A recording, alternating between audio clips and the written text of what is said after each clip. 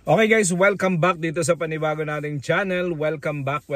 Ayan, good morning sa inyong lahat. And thank you pa rin sa patuloy na pagsuporta guys. Nasa 8,154 subscribers na tayo as of counting earlier on. No? So grabe, ang ganda ng suporta. Maraming salamat at patuloy kayong sumusuporta dito sa channel guys, no. So ngayong umaga na to guys, ang pag-usapan natin yung may gusto lang akong i-share sa inyo kasi medyo may problema tayo sa poultry, no. So isa siguro to sa mga dapat nating i-anticipate, no guys, kapag kayo ay nagsisimula ng mag-poultry o nagpo-poultry na kayo, ay dapat ay ma-anticipate ninyo ito, yung supply talaga, yung supply chain ng inyong mga itlog, lalo na kung medyo marami na kayong mga itlog. So dapat ito yung napaghandaan agad, no. So ngayon ay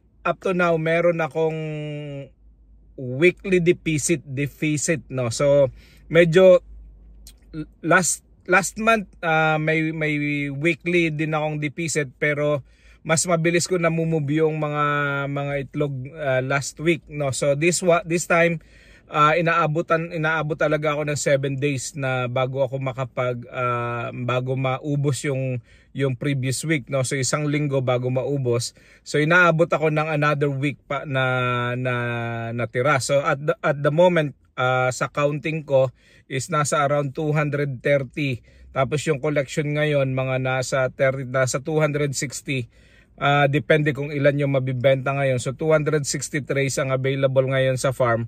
So kung i-divide mo yan sa 7, kung i-divide mo yan sa 30, mga nasa around 9 days na, 8 days, 9 days, no. So medyo mabagal yung ating pagbibenta ng itlog ngayon. So guys, mababa din ang income, no. So syempre pag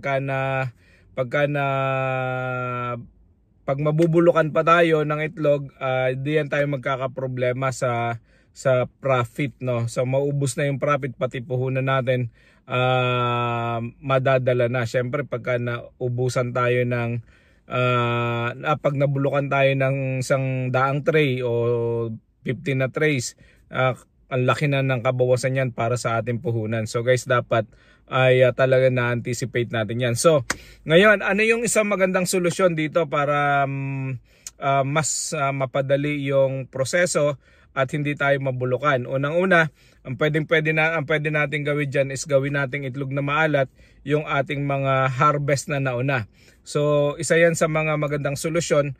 O kaya naman ay kumuha ka ng pwesto na pwede mong pagbagsakan ng mga itlog na malapit sa kalsada, sa main highway, malapit dun sa maraming tao na pwedeng pumunta, malapit dun sa palengke kung may palengke, or mag-hire ka ng tao na magtitinda nito every Sunday doon sa mga baraka sa palengke, mga ganyan. So pwedeng gawin yan. So kaya dapat ay pag hindi na paghandaan at hindi na pag-isipan, nagkakaroon ng ganitong problema. So isa sa mga na hindi ko na-anticipate, no, kasi nung unang nagsisimula tayo, dumami yung ating mga customers, no. So dumami yung ating mga customers. Yung mga customers na yon ay kulang yung ating ipinoproduce dati, kaya pa nga tayo nagdagdag ng another 600 dahil yung kumukuha sa atin ay hindi natin mabigyan ng sapat na pangangailangan nila, na supply nila. Kaya lang, syempre hindi lang yung mga kumukuha sa atin, meron din mga kabarangay tayo na sinusuplayan, yung mga taga-barangay, halos ang daming bumibili. Ngayon, natapos yung Pasko, tapos bumaba yung demand, tapos yung mga sinusuplayan ko na malalaking orders, mga 60, 70, 100 trays, etong mga to ay tumigil na rin ng pagbibenta dahil mababa ang itlog.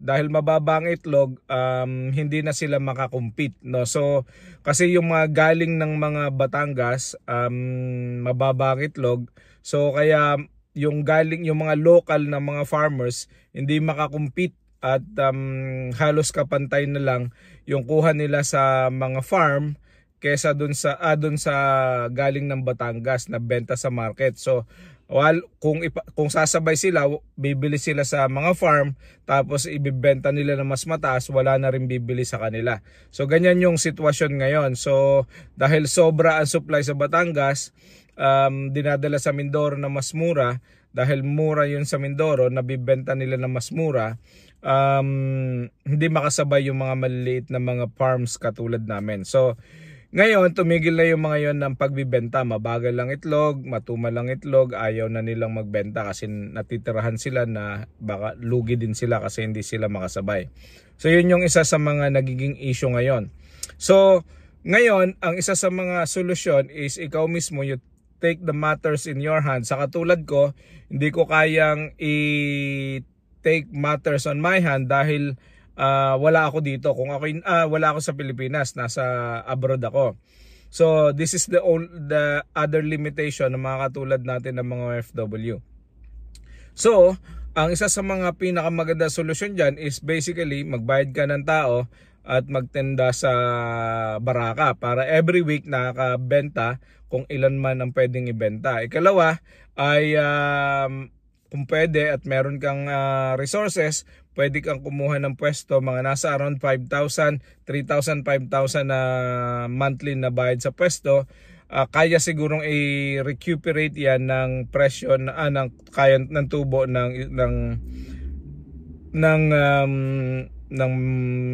mga itlog. Ang problema, kukuha ka rin ng tao para magtinda sa pwesto.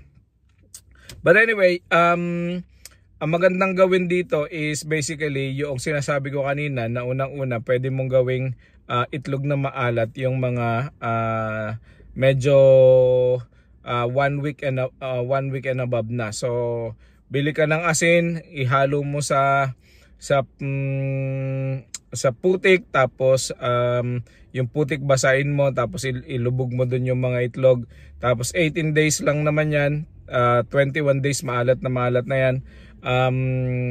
Pwede mo na yang ibenta as itlog na maalat. So kesa malugi, kesa hindi mabenta, mas maganda na ma-preserve ng konti tapos mabenta siya ng as a itlog na maalat, itlog na pula.